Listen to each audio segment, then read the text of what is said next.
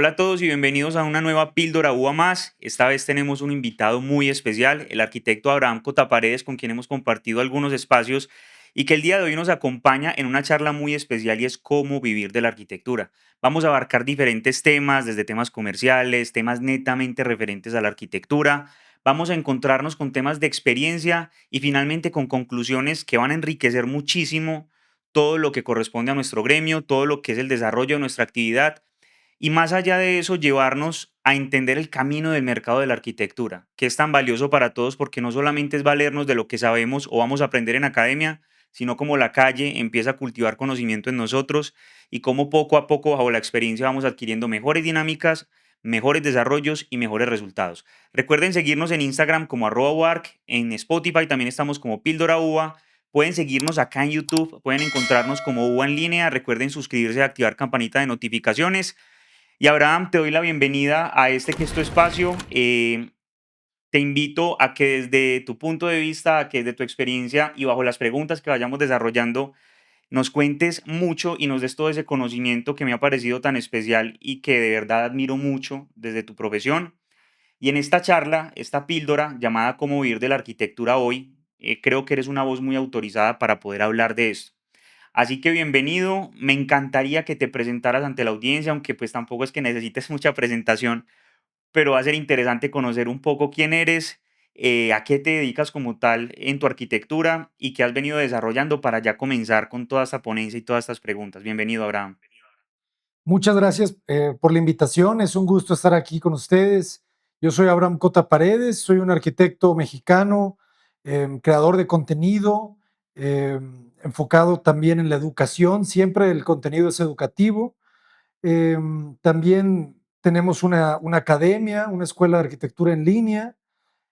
Construimos, diseñamos, compartimos y aquí estamos. Es un gusto. Muchas gracias, Abraham.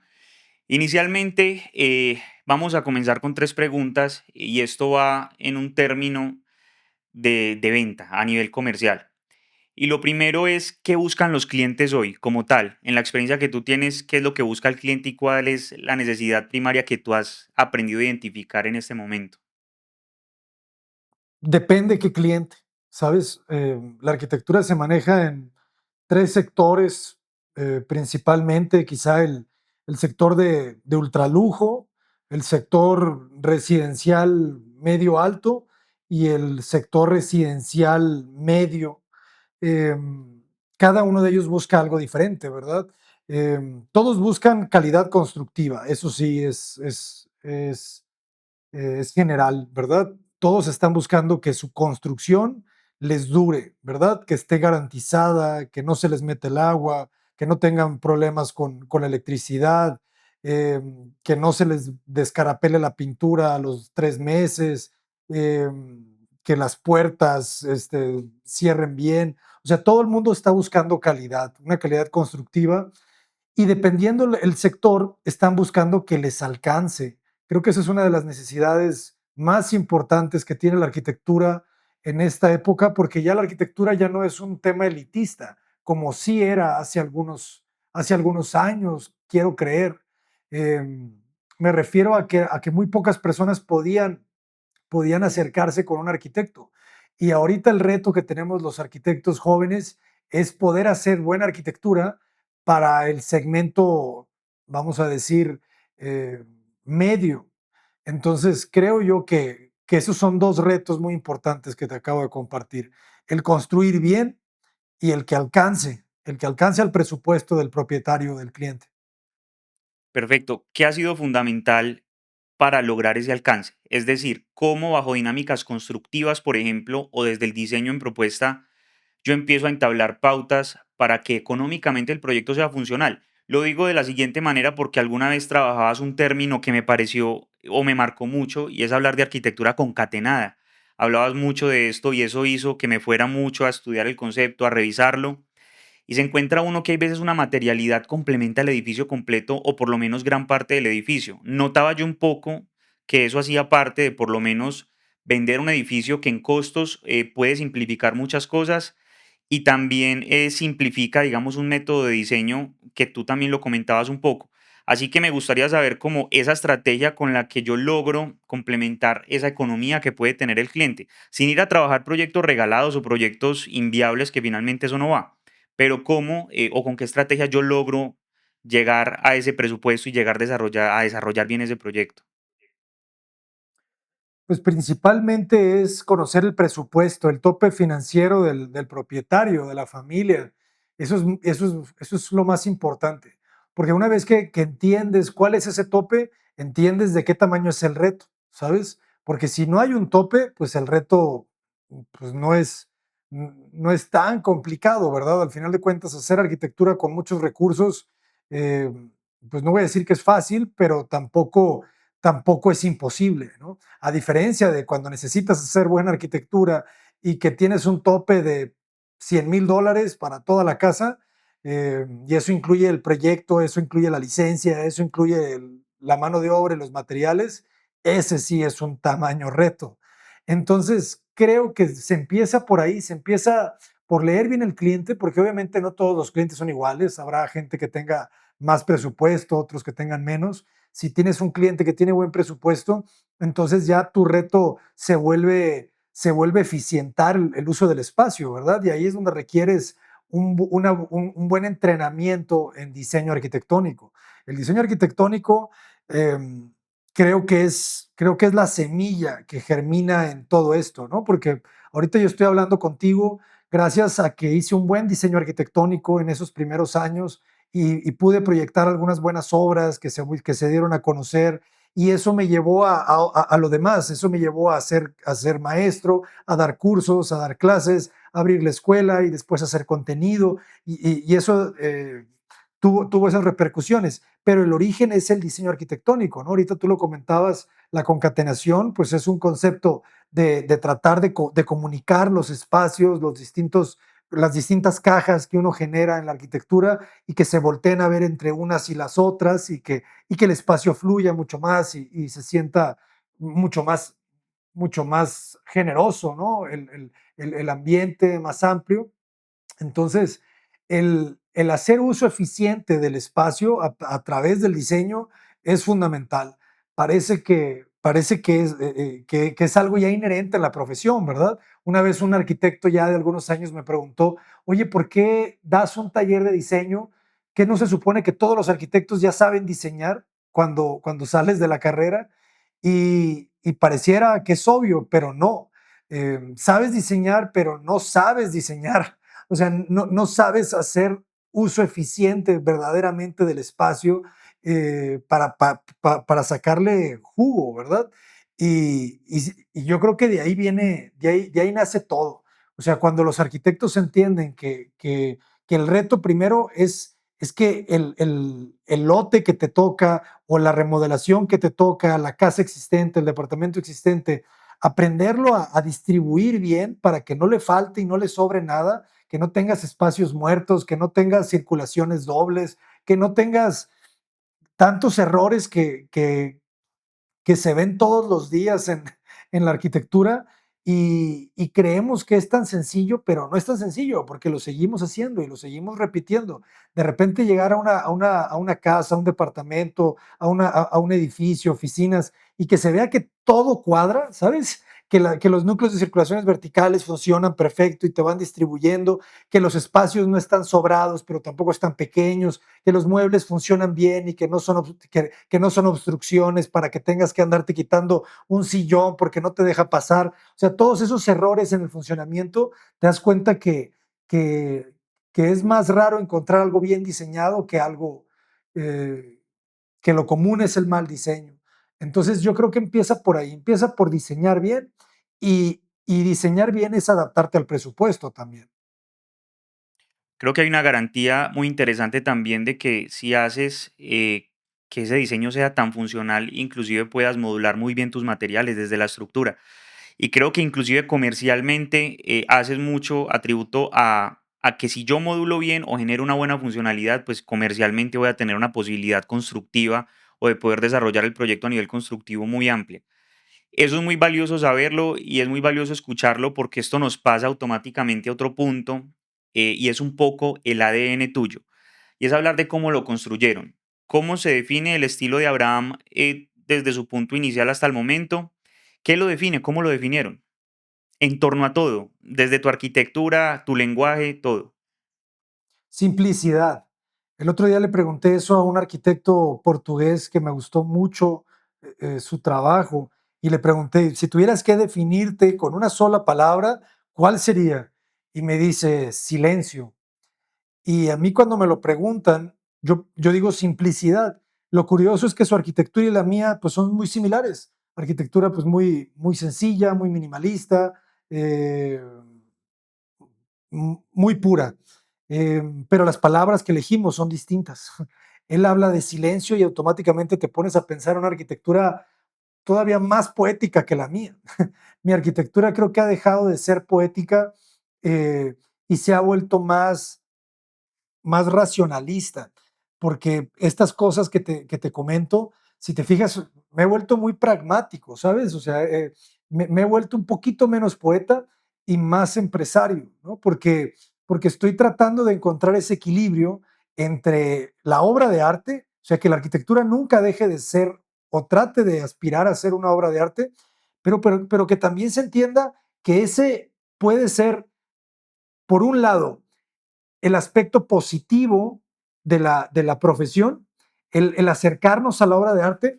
Hace poquito me contaron una anécdota de un arquitecto colombiano que conocí en España, está trabajando él en Madrid, y me tiró una de datos cuando visitamos su casa y me contó que el poeta Apollinaire, que era amigo de Picasso allá en los principios del siglo XX en París, escribió un poema en donde dice que esta corriente racionalista de la arquitectura moderna estaba acabando con la arquitectura como arte. ¿Sabes? Porque ya todos estaban volviendo, pues, estos ángulos a 90 grados y se estaba perdiendo toda esta arquitectura, no sé, más barroca, más obra de arte, ¿no? Ponte a pensar en Gaudí, ponte a pensar en esta arquitectura muchísimo más plástica, todavía más como estar adentro de una iglesia, ¿no? De una catedral. Y sí, se ha ido perdiendo, pero es necesario que se pierda, porque si no la gente no va a poder aspirar a tener arquitectura, ¿verdad? A poder vivir en arquitectura. Debido a que la arquitectura era prácticamente de catedrales, pues la gente de a pie no podía vivir en una buena obra de arquitectura, ¿sabes? Entonces era, a ver, ¿qué estás buscando arquitectura? ¿Estás buscando ser la madre de todas las artes y que la gente llore cuando alguien entra a ti? ¿O o estás buscando satisfacer la necesidad básica del ser humano, que es la casa, ¿no? Es tener una vivienda, es tener un techo y tenerlo con gracia, ¿no? Tenerlo con calidad, con aire, con luz, o sea, ¿qué es lo que está buscando la arquitectura? ¿Qué quiere ser? ¿No? ¿Quiere ser el Taj Mahal o quiere ser un buen edificio racionalista donde todos los pasillos son eficientes y hay ventilación cruzada y quizá las casitas o los departamentos son más pequeños, pero todos están bien articulados y no hay espacios muertos? O sea, y mi arquitectura, regresando a tu pregunta, lo que quiere es encontrar ese equilibrio. Quiere encontrar un equilibrio entre tratar de ser arte, pero que sea económica, porque tampoco quiero ser el arquitecto de los ricos, ¿sabes? Últimamente me he dado cuenta que no es mi aspiración. Y es la aspiración, yo creo, de la mayoría de los arquitectos, ser arquitecto de los reyes, ¿no? Así como lo de los pintores. Tú querías ser un pintor de categoría en el siglo XIX y el máximo escalafón es ser el pintor de la corte. ¿Sabes? Cuando Picasso era niño, su papá era pintor y ellos soñaban con que Picasso llegara a ser el pintor de la corte, como fue Velázquez, como fue Goya, como fueron tantos y tantos. O sea, es el máximo nivel, ¿no? Y como arquitecto eso nos enseñan, a que hay que llegar al máximo nivel, ¿verdad? A ser el arquitecto de los políticos, ser arquitecto de las estrellas de cine, ser arquitecto, ¿sabes? No sé, de los cantantes. Ese es el nivel, ¿no? Al que tenemos que aspirar. Y está muy bien, pues, pero la arquitectura también tiene esta necesidad social de ser racional con el recurso, ¿no? Entonces, encontrar ese equilibrio es lo que quisiera que nos definiera. Equilibrio. Me parece muy, muy valioso, porque entonces yo inclusive podría argumentar con lo que estás diciendo que simplificar la arquitectura es humanizarla también, humanizarla de cierta forma. Claro, porque si, a ver, vamos a hacer una arquitectura a lo neogótico, a lo neobarroco, la gente a veces, ¿no? Suben estas fotos a Facebook que dicen, ¿por qué la arquitectura dejó de ser esto, no? Y te ponen ahí una catedral barroca o no sé qué, y dices tú, pues, amigo, cotízalo, date cuenta, cotízalo si quieres, a ver cuánto te cuesta esa foto, y tú dime si te alcanza. Si te alcanza, la hacemos, ¿verdad? Eh, hagamos una casa así. ¿Por qué la arquitectura cambió? Pues porque la gente tiene menos presupuesto para construir, ¿verdad? Y porque somos cada vez más. Y como somos cada vez más y todos queremos una casa, tenemos la mala costumbre de querer dormir bajo techo. ¿Cómo le haces para construir a precios económicos? Simplificas. O sea, el proceso evolutivo, si tú lo analizas, el proceso evolutivo de toda forma de vida tiende a la simplificación. Es muy raro que de repente la naturaleza diga, voy a echarle más cosas a esta mezcla. Más bien le quita cosas a la mezcla. El proceso de evolución es quitarle cosas a la mezcla y ver cómo funciona mejor con menos elementos. Por eso el ser humano está a punto de perder un dedo, está a punto de perdimos la cola, perdimos, ¿sabes? O sea, por eso cada vez perdemos y perdemos. Por eso vamos a perder el pelo. Eh, ¿Por qué? Porque el proceso de evolución tiende a la depuración. Entonces, lo mismo la arquitectura. Si tú te pones a ver la arquitectura contemporánea y la comparas con la arquitectura de, del 1500, del 1600, pues vas a ver una depuración en relación a quizá a las obras de arte más costosas, a las obras de arquitectura más costosas. Pero lo interesante es que si te vas a las obras de arquitectura sin arquitectos, estas casas de los pueblos, que son unas bellezas, vas a ver que son casi idénticas. La relación, la relación es idéntico. ¿Por qué? Porque esas personas construyeron a partir de la necesidad y no construyeron nada superfluo, como sí lo hicieron los palacios y como sí lo hicieron las catedrales y le hacían una cosa sobre la otra y sobre la otra y vamos a hacer un altar y arriba le vamos a echar esto y le vamos a poner esto. La gente cuando no tiene recurso construye solamente para lo que le alcanza. Entonces, el proceso de evolución de la arquitectura por eso se está volviendo cajas, ¿verdad? ¿Por qué se está volviendo ortogonal? ¿Por qué la arquitectura no es orgánica? ¿Por qué la arquitectura ahorita no estamos utilizando curvas? Porque desperdicias. Cada que haces una curva, vas a desperdiciar centímetros cuadrados, que si es un edificio, pues vas a desperdiciar metros cuadrados. Entonces, la recta es una forma humana. No hay rectas en la naturaleza. La recta es del hombre, la recta la inventamos nosotros. Entonces, la inventamos para poder adaptarnos a la naturaleza con nuestra rigidez, porque si no somos rígidos, desperdiciamos. Perfecto. Me parece crucial, todo esto porque casi que estás evocando una marca. Tú eres una marca andante, y yo creo que eso ya lo tienes claro, pero una marca andante a partir de unos factores, como te lo digo, muy humanizados, que simplificando arquitectura lo está logrando y está siendo muy claro con el mensaje, y que a la final esa marca la estás transmitiendo a muchos países, a muchos colegas, entre esos yo obviamente, y me encantaría que le contaras a la gente, finalmente, cuando ya se logra ese nivel de marca que ofrece tantísimo valor, pero que no te está diciendo que te va a cobrar esta vida y la otra, o un ojo de la cara, o que le vas a ir a hacer una iglesia gótica a alguien, porque realmente es una arquitectura muy amigable y enganchas demasiado. Pero cómo esa marca de Abraham Cotaparedes transmuta a lo que son las redes sociales, porque lo hablábamos también en aquel momento y decíamos, es que, y lo decías tú, las redes sociales son el principal canal de ventas del siglo XXI. ¿Cómo o qué recomendaciones a los colegas tú les darías de llevar esa marca a un canal como lo son las redes? Que hay veces hay unos estigmas grandes, todavía hay muchos tabúes sobre esto, pero que realmente tú lo has hecho de una manera brillante y es algo admirable. ¿Cómo podemos aprovechar en el gremio los diferentes canales que se ofertan en este momento para que en realidad el mercado nos funcione? Porque no se trata solo de hacerlo bien, sino de saber vender esa arquitectura. Pues En mi caso fue algo muy natural. Yo siempre tuve alma de mercadólogo. Yo quería estudiar mercadotecnia en algún momento de la preparatoria. Entonces, de alguna manera, mi subconsciente sabía que yo tenía que dedicarme a algo alrededor de la publicidad, alrededor del contenido.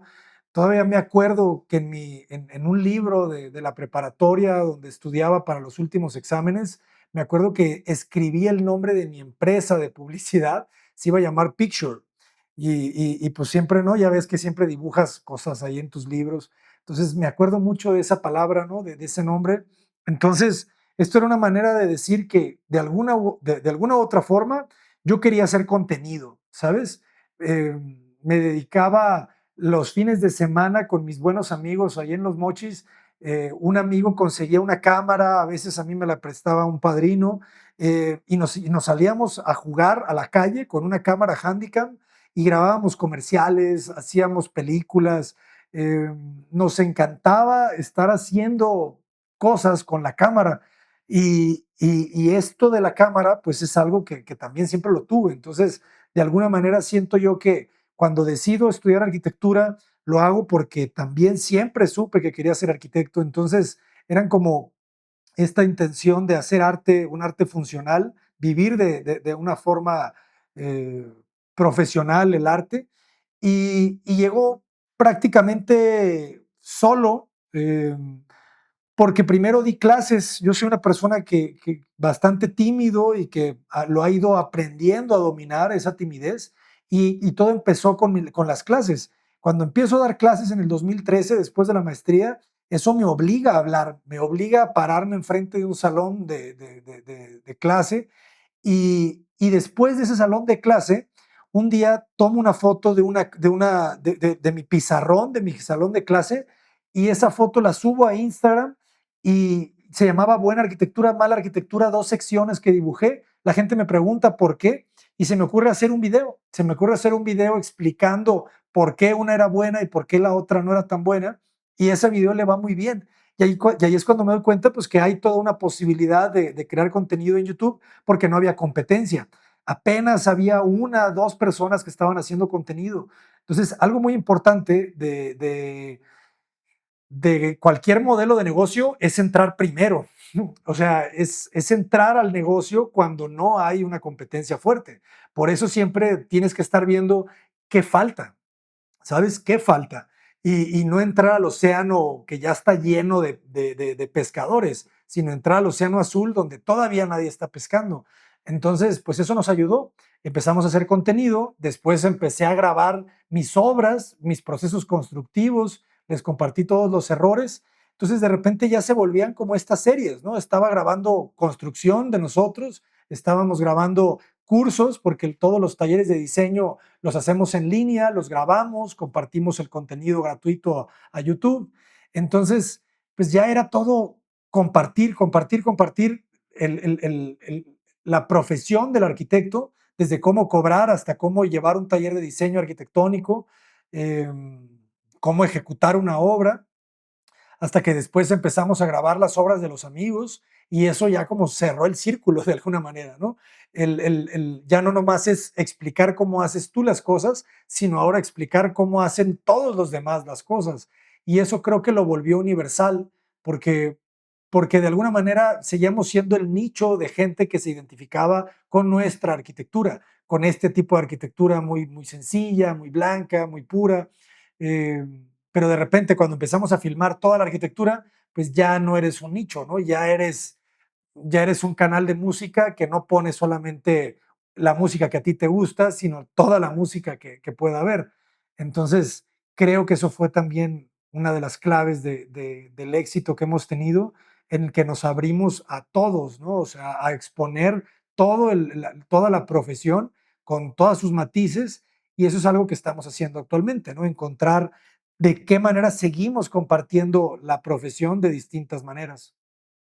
Perfecto. De acuerdo a eso que me dices, porque desde muy temprana edad esa relación con las cámaras, esa relación de cierta forma creando comunidad. Comienzas de una manera muy indirecta, pero el mensaje se fue constituyendo y se fue formalizando mucho. Pero bueno, decirle a la gente, es necesario que un arquitecto hoy en día, un diseñador, un constructor, un empírico, si quiere aprovechar este canal de las redes, muestre su cara, muestre el rostro, que haya un rostro humano, cambia las cosas, da igual. Es lo más importante. Ahorita las personas quieren contratar personas. Y yo, bueno, yo creo que siempre, ¿verdad? Pero eso yo lo leí, por eso entré a YouTube, porque leí un artículo de una persona que hablaba que los canales de YouTube para los profesionistas, como los abogados, los doctores, los arquitectos, nos abrían realmente a los clientes porque te podían conocer. En Instagram, pues ven tu trabajo, bueno, no había tantos videos en esa época, eran solamente imágenes. Entonces, pues la gente subía las fotos de su obra, los renders, pero no te subías a ti, ¿sabes? Era muy raro el que estuviera dando la cara. Por eso ese artículo hablaba de que nos convenía entrar a YouTube, porque en YouTube pues estaba o está esta cultura del videoblog, ¿no? De hablarle a la cámara. Entonces, eso era lo que decía esta persona. Decía, las personas quieren contratar personas. Si te ven en el video hablando, les vas a dar confianza. Y dicho y hecho, la verdad que yo no lo veo solamente, bueno, sí, lo veo necesario. Ya todas las profesiones tienen que crear contenido, al menos al inicio, te diría yo, ¿sabes? Al inicio en lo que te aclientas. Quizá ya cuando tengas una cartera de cliente, estoy pensando en un amigo doctor que subía mucho contenido en sus primeros años ya como especialista y últimamente ya no sube y me atrevo a decir que es como ya se debe haber aclientado bastante y ya no tiene necesidad, ¿verdad? De estar creando contenido, quizá ya no le da tiempo eh, y por eso ya no lo hace tanto. Sin embargo, si uno quiere verse a sí mismo como un empresario, todas las empresas, alguna vez leí la estadística que dedican alrededor de un 30% de sus ingresos en publicidad. Entonces, 30% de tus ingresos se tienen que ir a publicidad. Así que no lo veas como un gasto.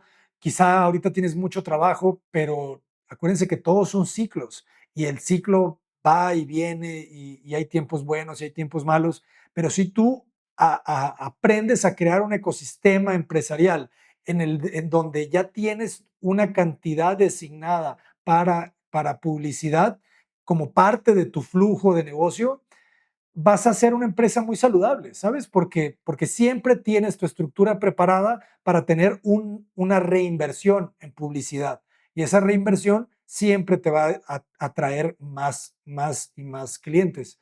Entonces, eso es algo muy importante que le hace falta pues al arquitecto. La carrera no es tan larga como para que nos enseñen también de marketing y nos enseñen también de administración de empresas. Entonces, eso es algo que lo tenemos que hacer nosotros por nuestra cuenta. Tenemos que prepararnos y tenemos que entender que la empresa de arquitectura no es Abraham Cota Arquitecto, no, es Cota Paredes Arquitectos. Llámale como quieras, pero tienes que verte como una empresa para que entiendas cuál es el flujo correcto del ingreso en una empresa y cómo tiene que haber una reinversión, ¿no? Muy bien, por acá de hecho dijiste que el 30% tenía que ir destinado a publicidad y los de la cámara están haciendo que muy bien, que muy Sí, bien sí, sí, todo. claro, claro, claro, claro. No, Y es que es importante. es valioso y yo creo que eso también es de tomar decisiones, ¿cierto? Porque si fuese un mercado certero, pues cualquiera también lo haría. Eso que tú dices lo comparto totalmente. Invertir en esa publicidad, invertir en ese mercadeo que debe tener hoy en día una oficina, totalmente valioso y es un mensaje muy importante para los que están viendo en este momento este contenido. Me parece también crucial que estás ingresando a temas de oficina porque ya los temas de remate de nuestro espacio tienen que ver netamente con eso. Vamos a hablar un poco acerca de las dinámicas de oficina como tal, unas iniciales, otras en el transcurso de lo que ha sido la oficina como tal.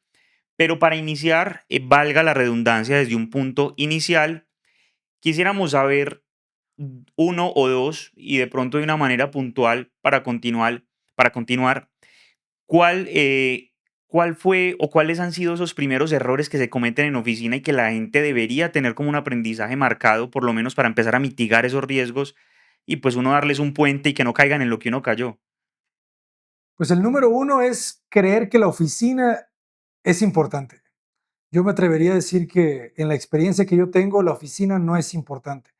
O sea, el hacer una inversión muy grande es algo que he visto en muchas empresas de arquitectura y creen que se van a posicionar con tener una muy buena oficina para los clientes. Y esto era todavía menos evidente antes de la pandemia. O sea, antes de la pandemia la oficina era todo, ¿sabes? Después de la pandemia ya quedó claro que no es tan importante el espacio físico, sino más bien es todo el ecosistema integral que tiene un cliente desde que manda un mensaje al WhatsApp de la empresa o manda un mensaje de Instagram.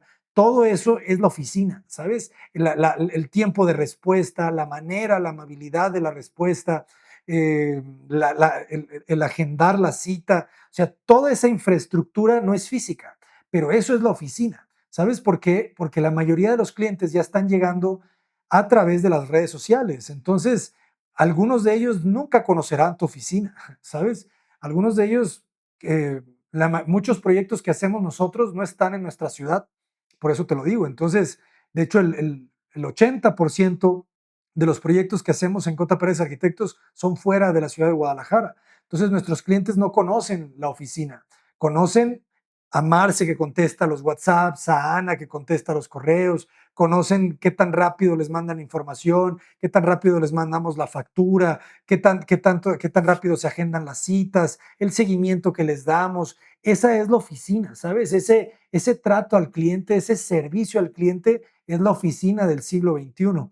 Y yo creo que el arquitecto se tiene que dar cuenta de eso, se tiene que dar cuenta que lo que vendemos es un servicio. Por eso regreso otra vez al tema inicial de la obra de arte. Sí damos obras de arte, pero eso es solamente como un valor intrínseco, ¿sabes? No es lo que vendemos. Vendemos servicio, vendemos trato, vendemos amabilidad, vendemos el tiempo de entrega, que la gente esté consciente si va a ser un año o va a ser 6 meses o van a ser 3 meses, que estén enterados de cuánto tiempo va a ser el proceso para que ellos tengan su proyecto en su correo, si se les entrega impreso, si les llevas gestoría para los trámites de conseguir licencias de construcción. O sea, toda esa parte, eso es la verdadera oficina, ¿no? Entonces, esa sería como mi primera recomendación, el entender que construir un equipo que le dé ese seguimiento y ese trato al cliente, yo creo que eso es lo más importante. Y número dos, pues entender que su obra es lo más importante también. Te vendes, o sea, debes de tener claro cuál es tu, tu diferenciador. Te diferencias por precio, te diferencias por calidad en el diseño, te diferencias por calidad constructiva, te diferencias por tiempo. ¿Por qué? ¿Cuál es tu diferenciador? ¿Verdad? ¿Por qué? Porque de esa manera podemos empezar a trabajar en tu caso, ¿no? Porque si tu diseño no es el mejor, ¿sabes? Si no te especializaste en el diseño, si no estás realmente, vamos a decir, empapado de toda la arquitectura contemporánea, que conoces todos los referentes de arquitectura japonesa, italiana, española, la arquitectura chilena, la uruguaya. O sea, si no estás realmente en el mundo del diseño, ok, entonces no va a ser tu fuerte el diseño, ¿verdad? O sea, tu diseño va a ser pues un poquito más, vamos a decir, regular, pero debes de tener un diferenciador. A ver, eres muy bueno para hacer presupuestos. O sea, entregas una obra llave en mano y respetaste el presupuesto que le diste al cliente. Ah, ok. Entonces vamos a enfocarnos en que tu diferenciador es la construcción. Y la construcción, yo les digo que es el futuro de la arquitectura.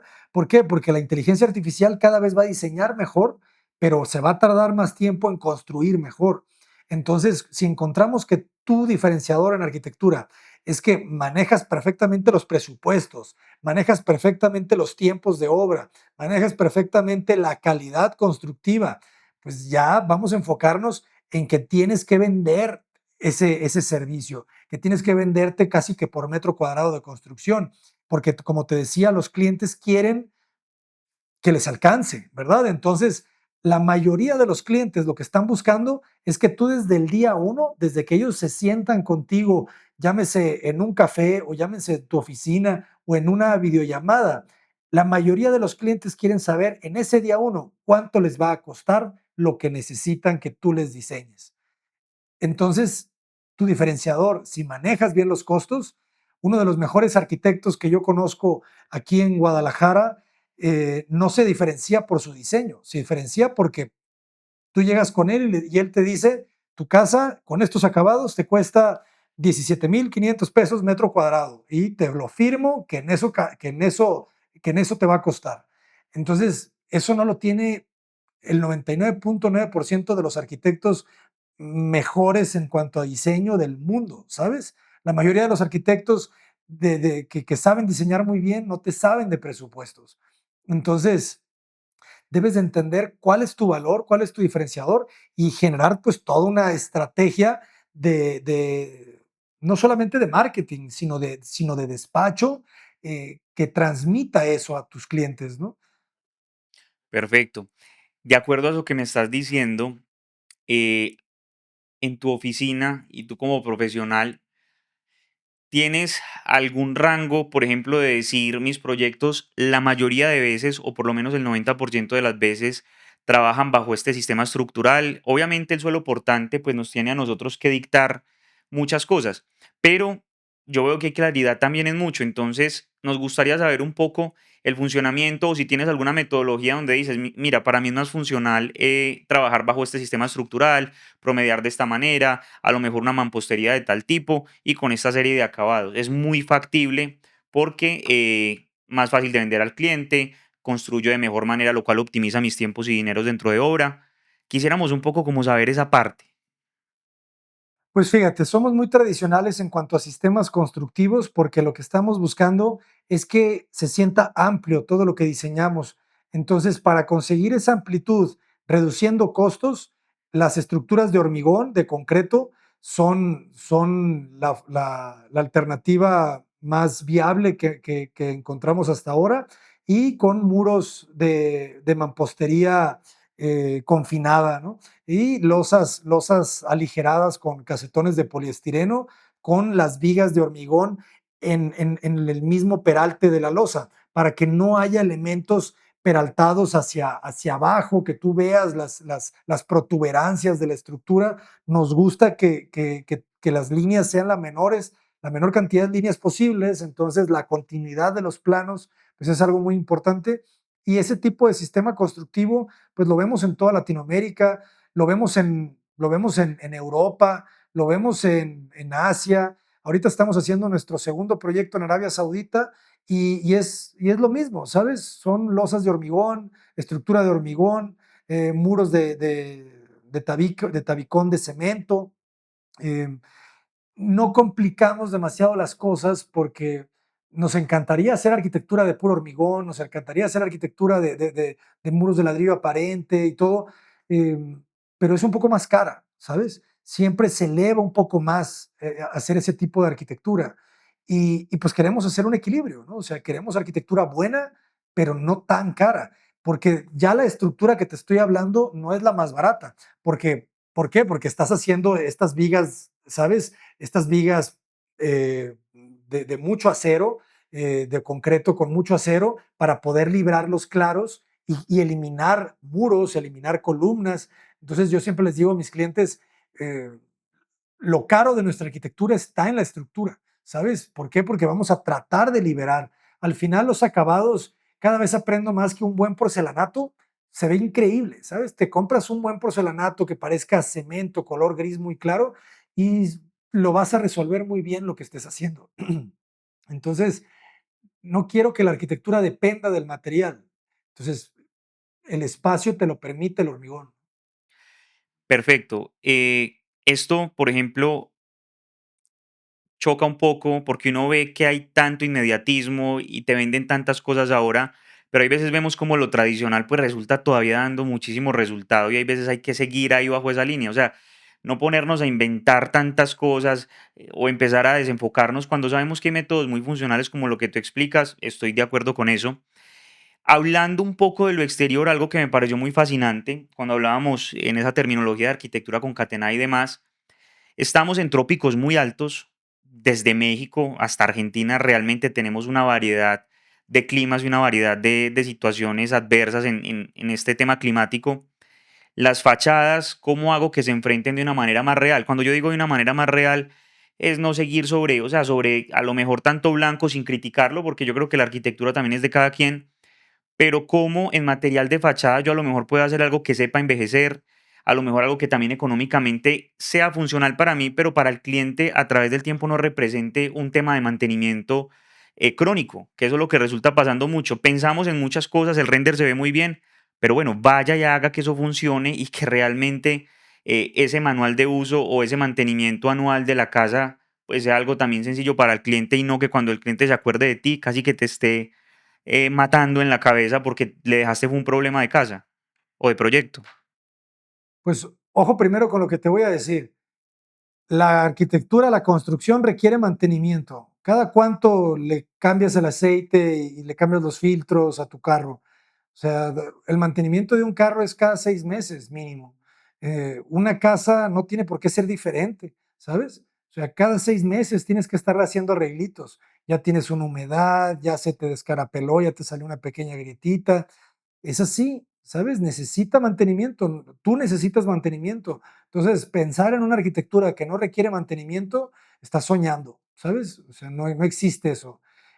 ¿Se puede reducir el mantenimiento? Claro que sí. Si haces arquitectura con materiales expuestos, como ladrillo o como hormigón, como piedra, le vas a dar muchísimo menos mantenimiento, porque eso no lo tienes que pintar, lo tienes que sellar. Hay que sellar el ladrillo, porque si no se llena de hongos y se llena de bacterias.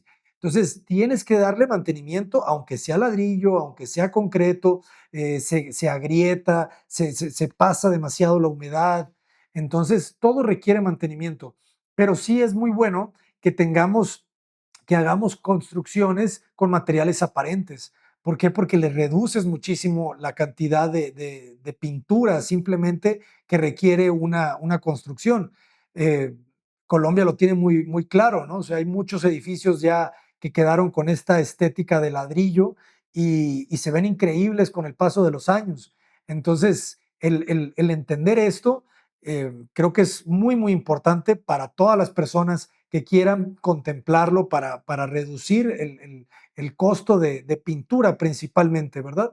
Eh, Materiales aparentes, ladrillos, piedras, bloques aparentes, encontrar una arquitectura equilibrada, porque no significa que todo lo tienes que hacer del mismo material. Puedes encontrar, últimamente entiendo eso, que obras que me gustan mucho tienden a tener ya sea concreto, ya sea piedra, ya sea ladrillo, en ciertos muros de plantas bajas, nunca en plantas altas, porque estos materiales nos ayudan a que nuestra arquitectura entre en contacto con la tierra, ¿sabes? Y se sienta de alguna manera posada, desplantada sobre la tierra. Conecta muy bonito, te baja el mantenimiento, porque generalmente en la planta baja, pues ahí tienes mantenimiento de mangueras, de agua. eh, pero bueno, de todas maneras también la arquitectura se chorrea por arriba, entonces tienes que estarle dando mantenimiento también por la parte de arriba. Pero encontrar un equilibrio entre tener algunos muros expuestos de ladrillo, de mampostería, y tener pintura por otro lado, pues es un equilibrio que también es bastante bueno. Eh, y pues ahorita también se están utilizando ya muchos cementos, arcillas, con pigmentos que ya le dan color a la mezcla y parece que se ve muy bien, al menos durante algunos años.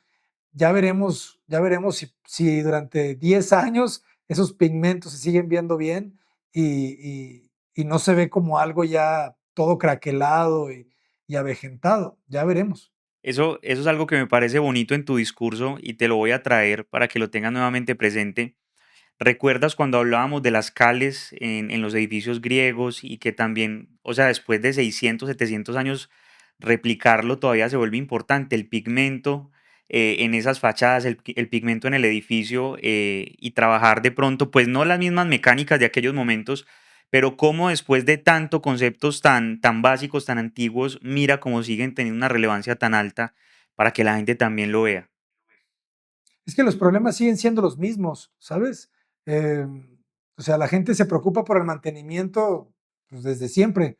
Y el material constructivo del arquitecto, es prácticamente el mismo desde hace 3000, 4000 años, o sea, son ladrillos, ladrillos de lo que quieras. Últimamente ya los están haciendo de poliestireno, el mismo ladrillo. ¿Los has visto esos videos que es el ladrillo con el alma abierta y le verten el concreto por adentro? Pero siguen siendo ladrillos, siguen siendo bloquecitos. Entonces, esos ladrillos van a tener los mismos problemas de grietas, van a tener los mismos problemas, ¿sabes? Entonces, eh, las soluciones son muy similares durante las épocas, pero a lo que he aprendido un poquito y he entendido es que el mantenimiento nunca te lo vas a quitar. Entonces, si estás aspirando a hacer una arquitectura cero mantenimiento, olvídate, olvídate, te vas a dar de topes. Lo más cercano que yo he visto son estas arquitecturas de ladrillo, pero estuve hace poquito en la Universidad Nacional de Colombia. Le estaban cambiando toda la azotea a la facultad de posgrados de Rogelio Salmona, porque estaba llena de humedades, porque tienes toda esta azotea enladrillada, que se ve increíble porque tienes la misma continuidad de ladrillo en el muro y en la azotea, pero ya era un problema de humedades fuertísimo. Entonces, el agua es el principal enemigo de la arquitectura. Entonces, siempre tenemos que estar controlando el agua, ¿sabes? Perfecto. Mismos problemas, mismas mecánicas, simplemente cambian algunos aspectos allí. Abraham, para terminar y de manera muy puntual, tres preguntas, tres, vamos a irnos a dos, que creo que dos podemos resumirlas en una. La primera, esto hace referencia a los arquitectos jóvenes. Tips para arquitectos jóvenes que quieren vivir de esta pasión, de este gremio, de esta profesión. Y lo primero es qué deberían estar haciendo desde ya.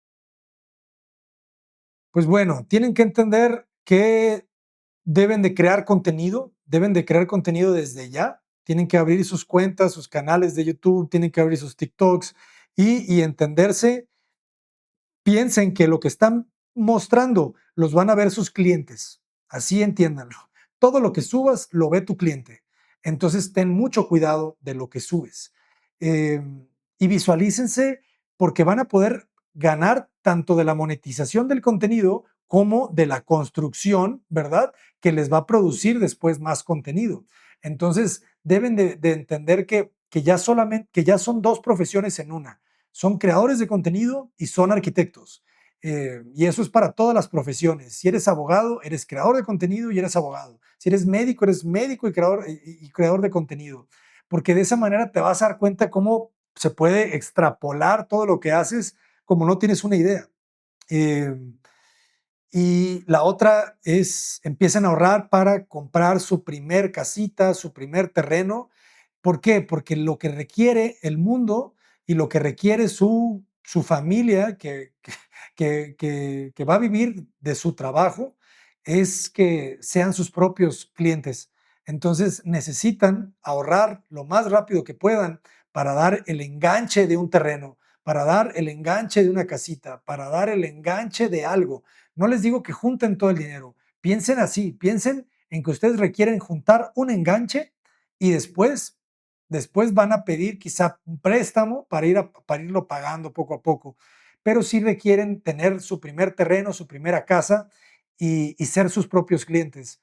¿Para qué? Para que su empresa sea muchísimo más sana, ¿verdad? Porque una empresa que solamente está dependiendo de clientes externos, pues puede ser que les vaya muy bien, pero en el momento en el que ustedes le inyecten recurso a su propia empresa para ya tener un ciclo de trabajo estable y no tengas que estar despidiendo a tu equipo de trabajo cada que termina una obra y volviendo a recontratarlo cada que inicia otra obra, te vas a dar cuenta que eso es lo más eficiente, que tengas un equipo de trabajo estable y para tener un equipo de trabajo estable requieres tú mismo estar inyectándole trabajo a tu empresa. Entonces, entre más rápido compren esa casita y la remodelen y sigan comprando y vendiendo, comprando y remodelando, comprando y rentando, se van a dar cuenta que su vida laboral va a ser muchísimo mejor y su vida familiar triplicada más, va a ser mejor, ¿verdad? Entonces, véanse a sí mismos así, ¿no? Como empresarios, creadores de contenido y, y sean sus propios clientes. Perfecto. Ahora mi última pregunta para terminar nuestro espacio, esta píldora uva. ¿Cómo empezar si no tienes clientes? Yo sé que parte de eso lo acabas de responder, pero yéndonos un poco más a todo el ámbito general, que no solamente sea, pues, si la persona no ha ahorrado para el terreno o la casa, ¿cómo empiezo? O sea, realmente, ¿cómo puedo empezar básicamente? Te doy un ejemplo. Hablábamos en diferentes contenidos que una de las cosas que se suelen hacer es trabajar muy barato un tiempo para crear portafolio y por lo menos acelerar un proceso y tener que mostrar y vender mejor luego, pero ¿qué otras dinámicas pueden existir ahí para, si no tengo clientes, cómo los empiezo a coger, cómo empiezo a llegar allí?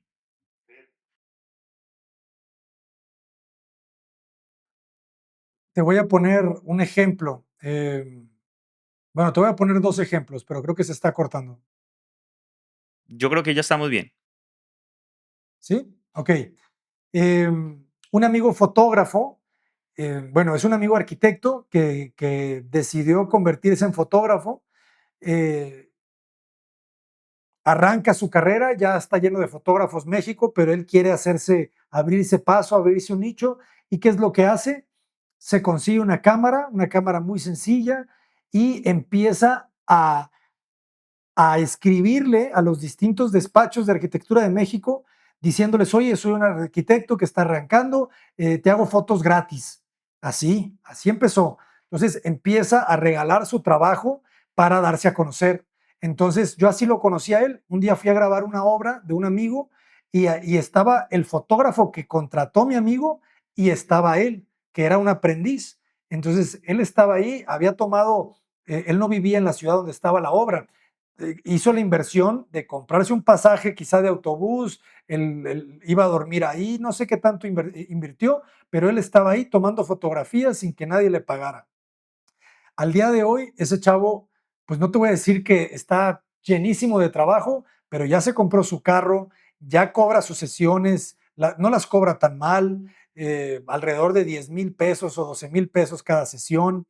eh, y así empezó, empezó construyéndose sus propios clientes y cómo lo hizo ofreciendo su trabajo. Entonces, eso es un ejemplo, eso es un ejemplo. ¿Cómo le hice yo? Yo no tenía clientes, yo no soy de Guadalajara, soy de Los Mochis, vengo aquí, no tengo contactos, no estudio en una universidad, estudio en una universidad pública, no es privada, no genero tantas conexiones, ¿sabes? De amigos con dinero que se iban a convertir en mis clientes. No, simplemente soy yo, empezando desde abajo y empiezo a trabajar en despachos. Entonces, si empiezas desde abajo, pues te va a costar más tiempo, ¿verdad? Pero de que se puede, se puede. Yo lo logré. Eh, Estuve trabajando en una empresa en donde entré de arquitecto, proyectista, y ahí pude trabajar el proyecto de 38, casi 40 familias. Hice 40 proyectos de casas en año y medio. Entonces ahí conocí a mucha gente, ¿sabes? Conocí muchas familias que no voy a decirles que le robé el cliente a mis jefes, ¿no? Yo trabajé con ellos, cumplí mi ciclo, me fui a estudiar, me salí de la empresa, me fui a estudiar a mi maestría, pero cuando regreso a mi maestría, yo ya tenía el amigo, ¿sabes? O el cliente que le hice su casa, que lo invité a mi boda. Ese cliente después me contrató otra casa, ¿sabes? Pero yo lo conocí ahí, lo conocí en esa empresa. La casa La Cueva, que quizá conoces, esa clienta vio una de las casas que diseñé en esa empresa. Entonces, o sea, todo se fue dando a partir de que estuve trabajando en una empresa conociendo y conociendo gente, conociendo arquitectos, conociendo clientes, conociendo contratistas. Ahí conocí a mi maestro de obra que me ha acompañado a lo largo de muchos años. Ahí conoces, ¿sabes? Conocí proveedores, conocí brokers. Entonces, si vas a empezar desde cero, pues asume que el viaje va a ser más largo, ¿sabes? Pero de que llegas, llegas, pero asume que el viaje va a ser más largo, ¿verdad? Porque es como si quisieras ir a España y no tienes dinero para el vuelo. Entonces, pues tienes que primero trabajar, ¿verdad? Tienes que trabajar y desde cero, ¿verdad? Quizá empiezas como mesero y juntando propinas, te compras el vuelo para irte, ¿verdad? Pero no tienes el vuelo de regreso. Entonces, obviamente, pues tienes que trabajar y esto es una carrera de contactos. Eso es bien importante que lo sepan. Tienes que darte cuenta que es tan importante que diseñes bien como con quién te relaciones. Y esas relaciones las vas a conseguir afuera. No las vas a conseguir en tu computadora. Bueno, ahorita ya con el internet y los talleres en línea. Nosotros en arquitectura avanzada tenemos alumnos de toda América y otras partes de Europa. Tenemos un alumno africano, por eso te digo que sí se pueden generar muchos contactos a través de no salir de tu casa, pero realmente tienes que salir, ¿sabes? Tienes que salir a tocar puertas, tienes que salir a que te conozcan. Al final de cuentas, eso yo creo que resume lo que es la carrera del arquitecto. Te tienen que conocer. Si no te conocen, nadie te va a contratar. Entonces, tienes que darte a conocer y tienes que dar a conocer quién eres, qué sabes hacer, qué ofreces y qué te diferencia, ¿sabes? O sea, tienes que tratar de comunicar todo lo positivo y todos los servicios que puedes darle a una persona que te necesita. Abraham, magistral, la verdad, brillante, el mensaje, no esperaba menos, en realidad es algo que nos cala a todos desde nuestras profesiones, desde nuestra experiencia. Y me encantaría que le digas a la gente o que le dejes a la gente tus redes sociales, cuentas donde te puedan seguir, YouTube, Instagram, donde estés, que por favor en este momento lo compartas y que estas personas puedan llegar a ti mediante tus cuentas, obviamente. ¿Cómo te pueden encontrar? Con mucho gusto, muchas gracias. Estamos en todas las redes sociales como Cota Paredes Arquitectos. Cota Paredes Arquitectos en Facebook, YouTube, Instagram, TikTok, X y las que se sumen. Y con muchísimo gusto los atendemos, les damos la atención que ustedes requieren. Y se los digo yo, este señor es un tipazo, como decimos acá, en realidad es una persona muy humana y de una cercanía enorme. Y créeme que de verdad muchas cosas más grandes todavía van a llegar a ti desde Gracias. esa alma tan humilde y tan bonita que tienes con las personas. Te agradezco mucho. Igualmente, Hay un mensaje final y es que ustedes también comprendan de lo último que dice Abraham es entender de que no todo es tan facilista, no todo es tan directo como hoy en día nos están vendiendo las cosas. Miren la importancia del proceso en todo, la importancia de esperar, la importancia de tener disciplina, la importancia de tener una dirección. No simplemente un día vamos a dar un paso y pues todo va a ser como chasquear los dedos y ya.